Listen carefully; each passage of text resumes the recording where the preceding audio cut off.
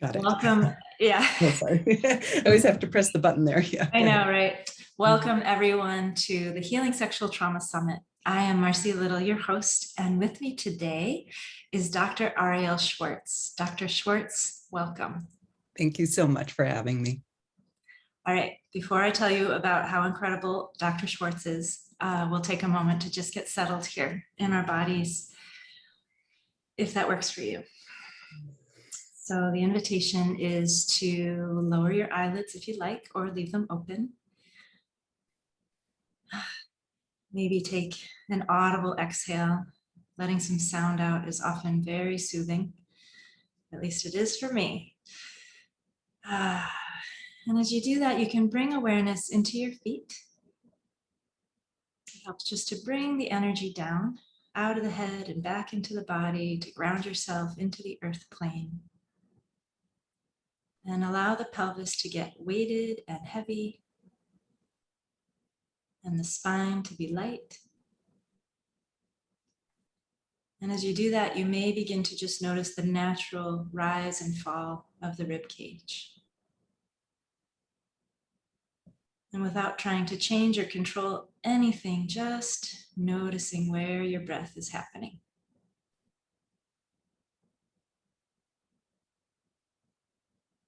And as you notice, you may also notice that it shifts. That often happens when we bring awareness to the breath or parts of our bodies.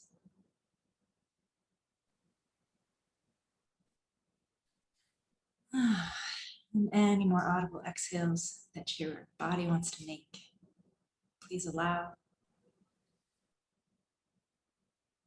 The invitation is always to be in charge of your own pause and to hit the space bar anytime you need to if you're feeling overwhelmed or you notice your breath getting shallow or your body starting to tighten up. Just take a pause, go take a walk, make yourself a cup of tea, pet your animal, and come back when you're ready. And I invite you now to come back. So open your eyes. Dr. Schwartz and I are here to greet you. All right. So, Dr. Arielle Schwartz, PhD. Oh, and by the way, do you feel a little better after that? That was lovely, particularly that dropping out of the head down into the body. I was like, oh, I needed that today. Thank you.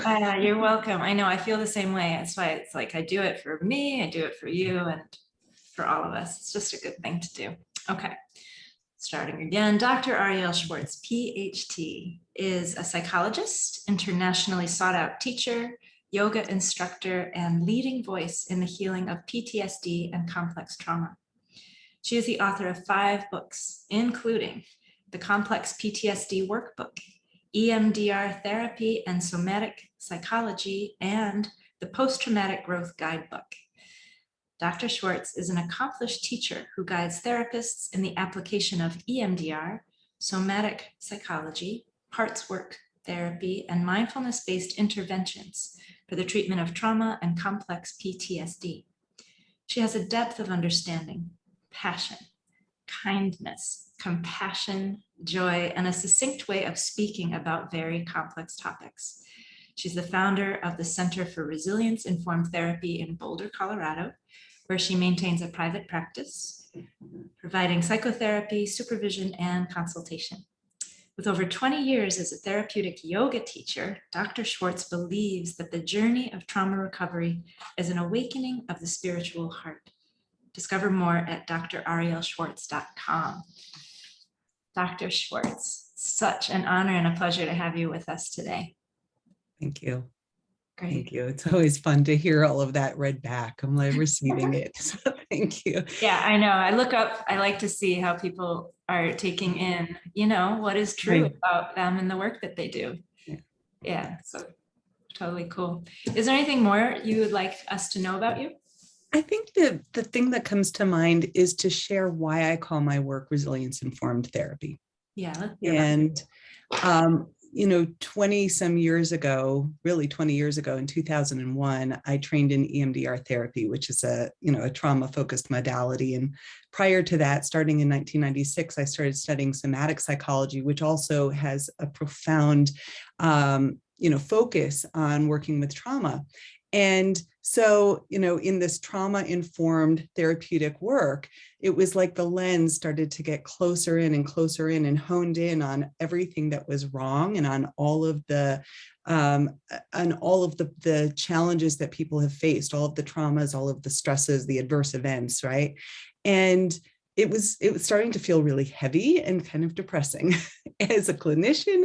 And I think for my clients as well, it was like they would come in, we would take a history, we would get all of the, the awful things that happen, and they would leave going, oh my gosh, I'm damaged, right? There's so many things wrong with me.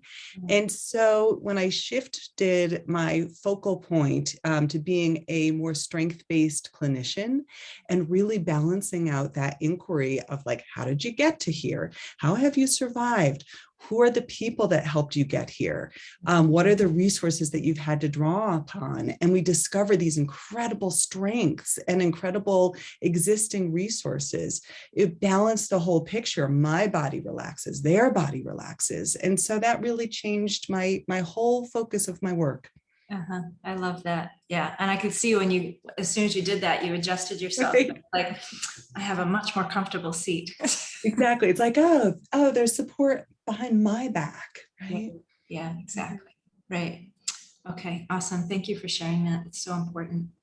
I love to ask everyone who I interview for this summit, why you wanted to be part of the Healing Sexual Trauma Summit.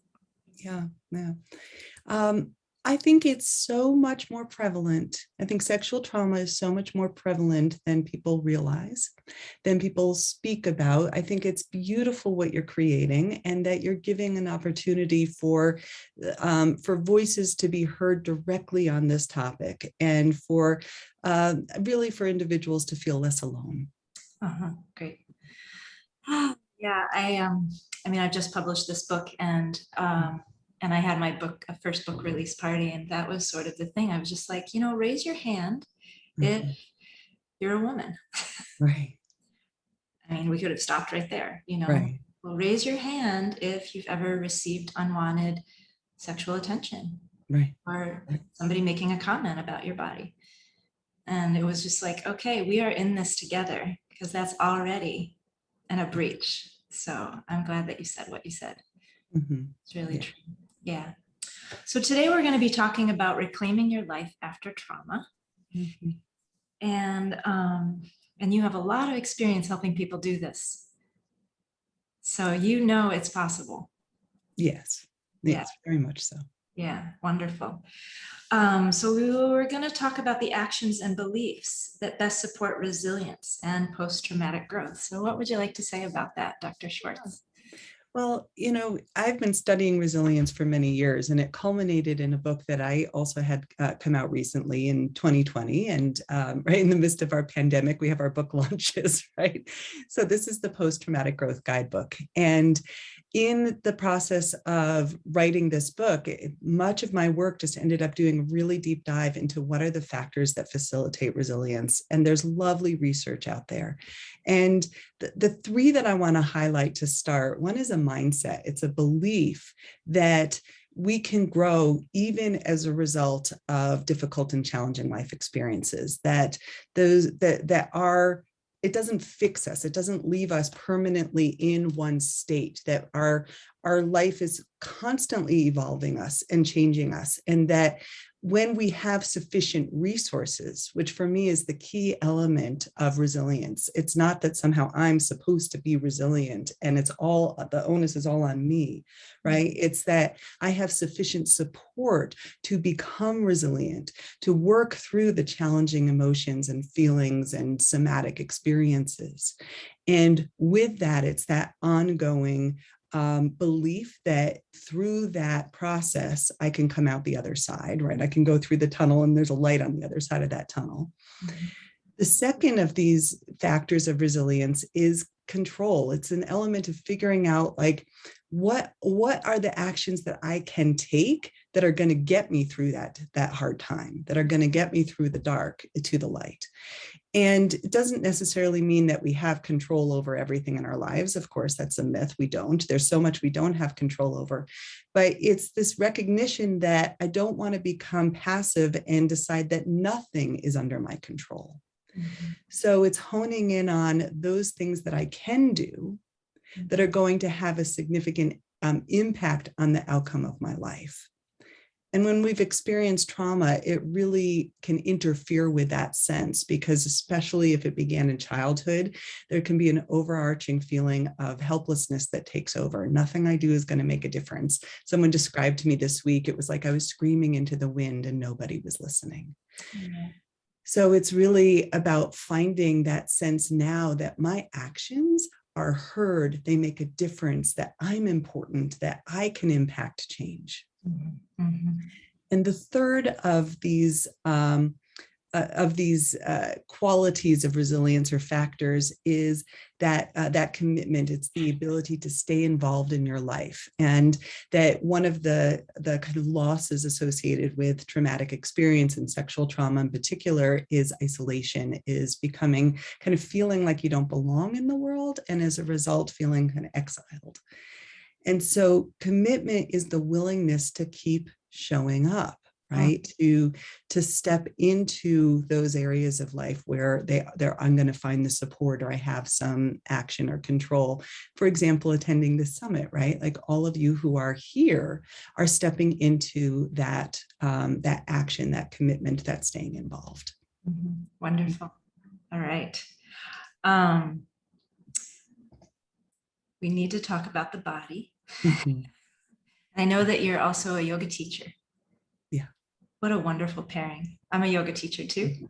Oh, lovely. Lovely. I think you told me that. That's lovely. Yeah. And that's sort of the basis for my book and the work that I do. It's like the healing journey that comes out of getting so much more deeply present in ourselves. It's like, oh, and there's more here. Okay. So, and, we all agree now that's like trauma lives in the body. I mean, it lives in the other areas, but it's like you can't actually address it if you're not getting into the body. Yes. So you're going to talk to us a little bit about how to best support the body to heal from trauma. Right. So if we back up for a moment and just look at the general understanding of how do we heal from trauma, we recognize that there's kind of three phases, and this comes right from Judith Herman's work in trauma and recovery and the triphasic model. And that the first phase of trauma recovery is reclaiming a sense of stability and safety. That we need to start there. And it doesn't mean that these phases are totally linear, and I'll speak about the next two phases, and this will make more sense. The second phase is that we're going to, from that ground of safety, we're going to do a deeper dive into where is the trauma felt or held in the body? What are the memories that are interfering with your sleep, or our flashbacks, or somatic experiences that come in the form of flashbacks? What are the emotions that you don't have the capacity yet? And we're going to turn towards them and build more capacity or tolerance for those emotions so that we can ride them through, right?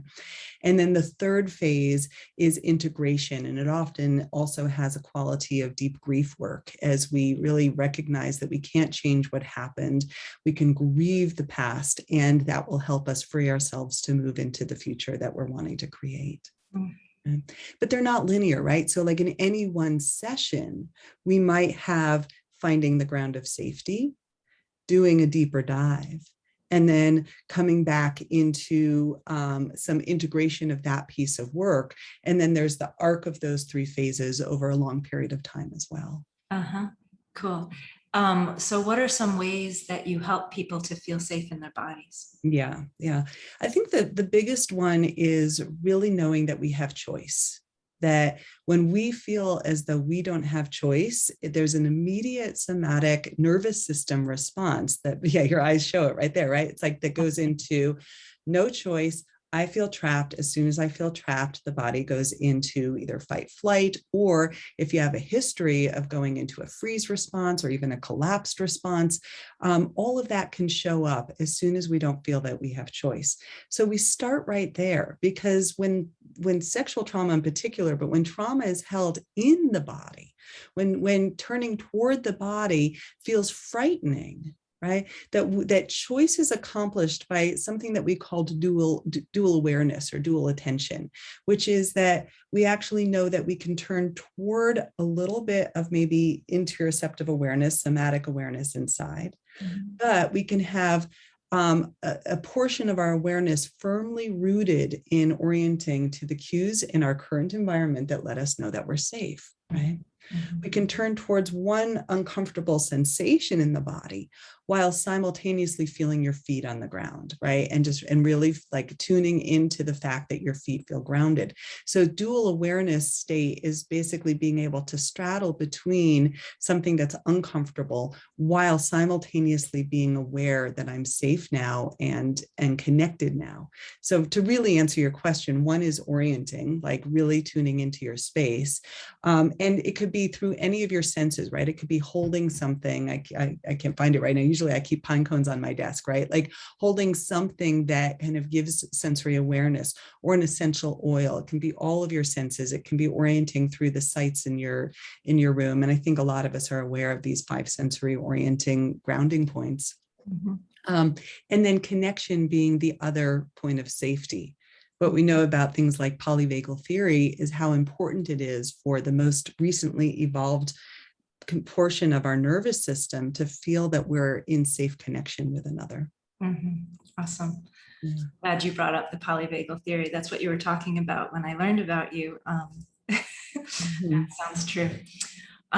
So that is really helpful. And I'm sure that, you know, your yoga practice and your yoga teaching informs a lot of how you work with your clients. Yeah. I've been a yoga teacher since 1996. It's when I first did my teacher training, and I've been practicing yoga since I was 7 years old. So for a long, long time. And so it's really integrated into kind of the cells of my being. But what I love about yoga is that it has a lot of, it already has built in a lot of these same elements of like, how much do I need to incorporate my willfulness to really help myself feel grounded, eyes open practice, like a warrior pose, just really feeling that strength. And then in what ways can I really accept the surrender side or the acceptance side of the practice, in which I can soften and maybe let that vigilance go and close the eyes and go inward and take that inward turn. But that often takes longer to build capacity for. Right. Yeah. And I also, I love to work with how much effort is necessary. Right. And how much is just habit. Yeah. Starting to tune into that, and in the ways that we are in our bodies throughout the day at different times, even just like doing the dishes, like, you know, that kind of thing. So I love actually that you bring that in, because I feel like going back to a therapeutic environment that maybe isn't so much on the yoga mat, but it's that same quality of tuning into the habits that we might not always be aware of. Habits of how am I breathing? How did that habit get formed? How did it get conditioned in me to hold my breath or breathe shallowly or breathe in a way where I wasn't going to be heard, right? Or how has my posture become conditioned in me as a result of events from the past? Right. Great. Okay. You write about a hero or heroine's journey as part of the healing journey. Would you like to tell us more about what you mean by that? Yeah. So in the Post Traumatic Growth Guidebook, the book takes the arc of the hero or heroine's journey, and it's the kind of monomyth introduced to us by Joseph Campbell, but really that informs all of the mythologies that go all the way back. And it's this recognition that at some level, all of us in our lives are at some point called to kind of face the darkness, fight the dragon, go deep within to the cave we fear to enter, if I can borrow that quote for a moment, right? And that is where the jewel lies. That is where the gem of awareness and wisdom and insight lies. And so if there's a simple example is if there's a memory or a felt experience that feels frightening, we build our capacity. We don't go in there unprepared, right? Even the warrior in the myth, right, has to practice and has to get their armor and has to get their team, and right, we're going to go in there prepared, so that by the time we turn toward this thing that feels so frightening, we actually go, wow, I can handle this now. I can look this in the eye. And when I do so, something transforms, something immediately changes. It's like really alchemical. Yeah, it's alchemical. Exactly. It's the perfect word for it. And the alchemy is inside of you. It's what you walk away from the depth of trauma work, is that can never be taken away from you. You come into the world, you come back into the world from this work with wisdom and a gift that actually becomes your presence that you bring to the world. Yeah, I like how your hand just instinctively goes to your heart as you talk about this. Yeah, one of my teachers often says, the worst has already happened. Yeah. Yeah. And that goes right back to the dual awareness, because there is that way of recognizing that when I can have one foot firmly grounded in the here and now, while I'm touching into the past, if we get 2 feet into the past, it's like we're reliving it. We lose time orientation. And a flashback is exactly that. A re-experiencing a moment is exactly that. We've gotten caught in trauma time. So we keep one foot really grounded in the here and now, so that we can remember that even though we're reflecting upon the past, it's over. Yeah, one of the women who I interviewed too, I love this. She's like, if particularly if the trauma happened in our childhood, it's like our bodies were small. Body's big now. It has so much more cells to metabolize everything coming our way. That's right. You mentioned, all the other ways that we've developed, and That's right. Yeah. So you have a gift, a wonderful gift to offer to our audience. You want to tell us about that? I'd love to tell you about it. So this became my pandemic project. This gift is an outcome of my pandemic project. So, we all got shut down, and there was a helplessness that I think was a collective experience, and it's not over. I mean, I was just speaking to someone yesterday in Australia who's in their 6th lockdown in her city, and they're 5 weeks in, and they can walk 5 kilometers from their house. That's their range. So this is not over, right? And when everything shut down, I really wanted to do something that had a reach to help people feel connected and resourced from their own homes. So because I had up until March of 2020 been teaching my yoga in studios, I had never had opportunities to record the classes. And I've been teaching therapeutic yoga for trauma for many, many years. And so now this class got moved onto Zoom. And the beauty of Zoom is, of course, you can just press the record button. And so I created now, I think, 80 videos that are up on my YouTube channel, which is my gift to you and your listeners, to go find. And it's all free. It's all available. There's a site, spot on my website if you want to make a donation, and those are accepted. But in truth, right, this is from my heart to yours, and it's supported talks and supported movement practices for, really rooted in yoga. So if that aligns with you, wonderful, go find it there. And a range of chair-based practices to mat-based practices and trauma talks. Wow, I'm excited to go check that out. Great. So listeners, if you've been enjoying listening to Dr. Arielle Schwartz, now would be a really good time for you to buy the summit. It's cheap. And at the end of the summit, it's going to go up. If you're here just for 48 hours for the free viewing, you are so very, very welcome. And before I let Dr. Schwartz go, I'm going to ask you one final question. Great. And what wisdom do you feel is vitally important for us all to take away from today's shared time? I think the piece that I want to loop back around to is around resilience. And that, I think, again, sometimes people have a misunderstanding that resilient people are just born that way. And it's actually not true at all, right? That in this point on the planet, all of us as humans have some challenge that is just part of legacy trauma that maybe we've been born with at this point, inherited, or our own direct experience. But that what fosters resilience are the actions that you take each and every day. I often liken resilience practices to brushing your teeth. You're not going to brush your teeth on Monday and expect them to smell good or look good on Sunday, right? And so if we do something each and every day to foster our physical resilience, our emotional resilience, our mental resilience, our social resilience, connecting with others, and our spiritual resilience. We think of those 5 categories and we prioritize it can be little things, right? 5-minute walk in nature, even if it's 5K from your house, right? Like just allowing yourself to tune into what serves you, what nourishes you. Yeah. And to know that the accumulation of all of those small actions will make a difference. Lovely. Thank you so much.